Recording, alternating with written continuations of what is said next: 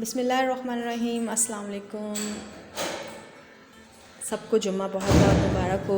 अल्लाह से उम्मीद है कि आप सब लोग खैरियत से होंगे और अल्हम्दुलिल्लाह मैं भी ठीक हूँ। आज की रेसिपी है तो बहुत छोटी सी, मगर इसमें बहुत छोटी छोटी सी ट्रिक्स हैं जिसकी वजह से आप अच्छा मगज़ बना सकते हैं घर पे। मैं बकरे के मगज़ की बात कर रही हूँ।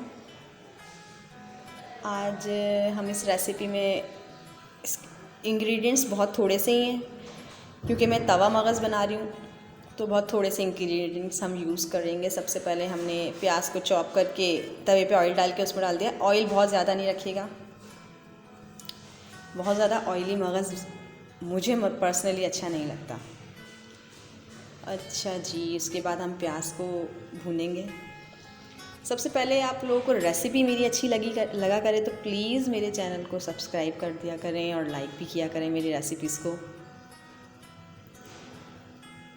तो देखें यहाँ पे अनियन को जो है मैं चॉप करने के बाद उसको तवे पे फ्राई कर रही हूँ। और उसके बाद हम इसमें ऐड करेंगे हमारा मगज़ नहीं, मतलब बकरे का मगज़। तो बकरे के मगज़ को पहले मैंने लेके पानी में बॉईल कर लिया। उसमें थोड़ी सी हल्दी डाल के, और हल्दी मैंने जो है वो आधा चम्मच ली थी। देखें इस तरह के इसके अंदर जो वेन्स होती है ना, वो आपको साफ़ करनी होती हैं। अगर आप मगज़ को कच्चा ही पकाने की कोशिश करेंगे तो उसकी सफाई सही से नहीं हो सकती, कम से कम मुझसे तो नहीं होती। अगर कोई ऐसी रेसिपी हो कि जिसमें कच्चा मगज़ कोई बनाए तो वो अलग बात है।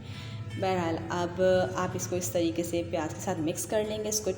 इसको भी तवे पे इस तरह जिस तरह कटाकट बनाते हैं ना बाज़ार में, उस तरीके से तोड़ लेंगे। अब हम इसमें मसाले डालेंगे। मसाले जो हैं वो नमक 1 चम्मच अकॉर्डिंग टू टेस्ट, और फिर लाल मिर्चें पिसी हुई डालेंगे अकॉर्डिंग टू टेस्ट। उसके बाद हल्दी मैंने 1 पिंच यूज़ करी है, और हम इसमें डालेंगे आधा चम्मच गरम मसाला। अब यकीन जाने इतना यम्मी मगज़ बनता है, बच्चे और छोटे सब पसंद से मज़े से खाएंगे।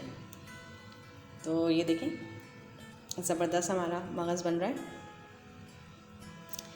अच्छा भाई, उसके बाद हम गार्निशिंग के लिए इसके ऊपर हरा धनिया और हरी मिर्चें कटी हुई इस्तेमाल करेंगे, बारीक बारीक वो काट के आप एंड में डाल लेंगे।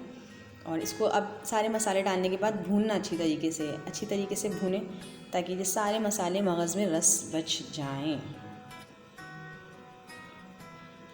ठीक है,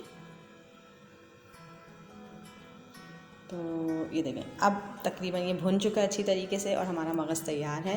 रेसिपी पसंद आई हो दुआओं में याद रखिएगा। अल्लाह हाफ़िज़।